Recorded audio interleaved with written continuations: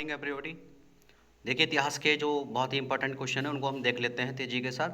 आप इन्हें ज़रूर देखिएगा और बहुत ही इंपॉर्टेंट है, आप इन्हें नोट कर लेना। लैंड होल्डर सोसाइटी या लैंड होल्डर समिति, ये 1838 में 19 मार्च 1838 को द्वारकानाथ टैगोर ने थियोडोर डिकेंस के सुझाव पर, ठीक है, किसके सुझाव पर? थियोडोर डिकेंस के सुझाव पर इसकी स्थापना कोलकाता में की। यह भारत की प्रथम राजनीतिक संस्था थी। तो भारत की प्रथम राजनीतिक संस्था कौन सी थी? Land holders society. किसके द्वारा स्थापित? द्वारकानाथ टैगोर। किसके सुझाव पर? थियोडोर डिकेंस के सुझाव पर कोलकाता में इसकी स्थापना की गई थी। आगे, बंगाल ब्रिटिश एसोसिएशन था आपका एक। तो बंगाल ब्रिटिश एसोसिएशन के जो सचिव थे वो थे प्यारेचंद मित्र। ठीक है, बंगाल ब्रिटिश एसोसिएशन के सचिव प्यारेचंद्र मित्र थे। ब्रिटिश इंडियन एसोसिएशन की स्थापना 1851 में हुई थी। देखिए, ध्यान रखना, ये बंगाल ब्रिटिश एसोसिएशन है, ये आपका ब्रिटिश इंडियन एसोसिएशन। तो बंगाल ब्रिटिश एसोसिएशन के सचिव थे प्यारेचंद मित्र। ब्रिटिश इंडियन एसोसिएशन की स्थापना 1851 में हुई थी। इसके प्रथम अध्यक्ष थे राधाकांत देव, जो राजा राममोहन राय के विरोधी थे। आपने सुना होगा धर्म सभा भी इन्हीं की थी। इन्होंने सती प्रथा के समाप्त होने का विरोध किया था, राधाकांत देव ने। तो ब्रिटिश इंडियन एसोसिएशन के जो प्रथम अध्यक्ष थे वो राधाकांत देव थे, और जो इसके सचिव थे वो कौन थे? देवेंद्रनाथ टैगोर।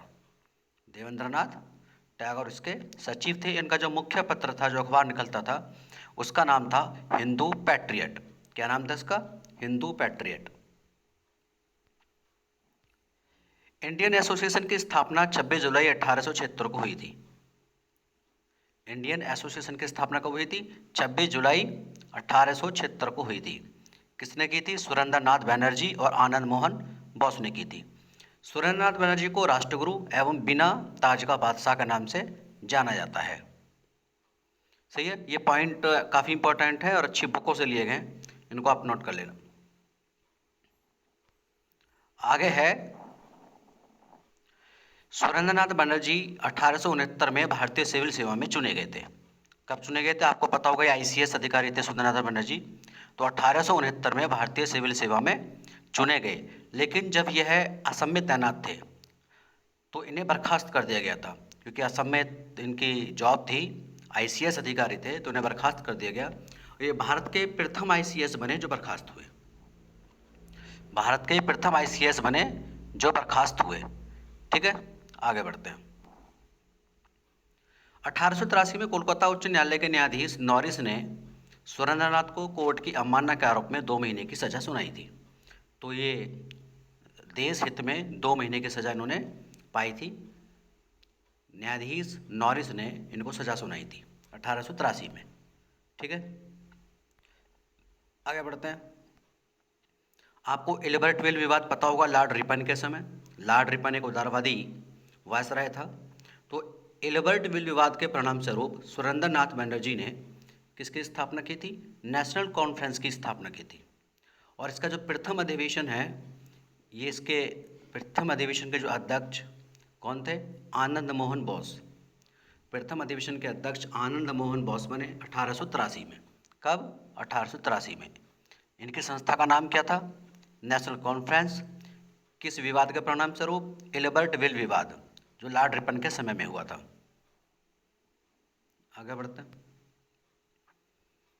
नेशनल कॉन्फ्रेंस का दूसरा राष्ट्रीय सम्मेलन कोलकाता में हुआ था। आपको पता होगा कब हुआ था? 1885 में।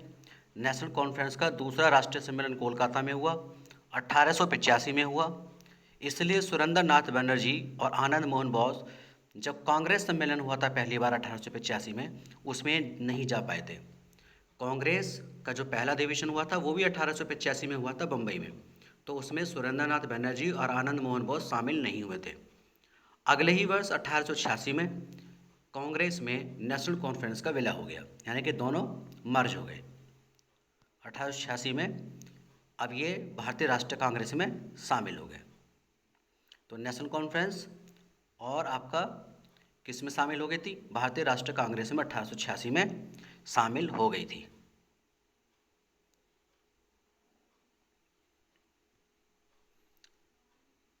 दक्कन एसोसिएशन की स्थापना 1852 में गोपाल हरि देशमुख ने की थी।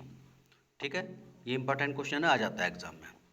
दक्कन एसोसिएशन, ये वायसराय के मेंबर भी रह चुके थे। वायसराय परिषद है ना, उसके मेंबर रह चुके थे गोपाल हरि देशमुख। आगे है बॉम्बे प्रेसिडेंसी एसोसिएशन, इसकी स्थापना फिरोज शाह मेहता, बदरुद्दीन तैयब जी और केटी तेलंग ने 1885 में की थी। बॉम्बे प्रेसिडेंसी एसोसिएशन, ठीक है। फिरोज शाह मेहता को मुंबई का या बम्बई का बेताज बादशाह कहा जाता था। बेताज बादशाह कहा जाता था, ठीक है। 1884 में मद्रास महाजन सभा की स्थापना हुई थी, यानी कि जस्ट कांग्रेस से एक साल पहले, कांग्रेस की स्थापना से एक साल पहले मद्रास महाजन सभा की स्थापना हुई थी। तो ये काफ़ी इंपॉर्टेंट है। और इससे भी ज़्यादा आगे अगर आप इसे पसंद करते हैं, लाइक करते हैं, शेयर करते हैं, तो बहुत ही बेहतरीन ऑथेंटिक बुक से आपको इम्पोर्टेंट फैक्ट में हम निकाल के देंगे। बशर्ते कि डिपेंड करता है कि आप कितने लोगों को इसे शेयर कर देते हैं और कितने व्यूज़ बनते हैं। जो ऑथेंटिक बुक्स हैं वहाँ से हम आपको देंगे, जैसा कि आजकल एग्ज़ाम का लेवल है, उसी लेवल के हिसाब से। धन्यवाद। मैं नीरज कुमार।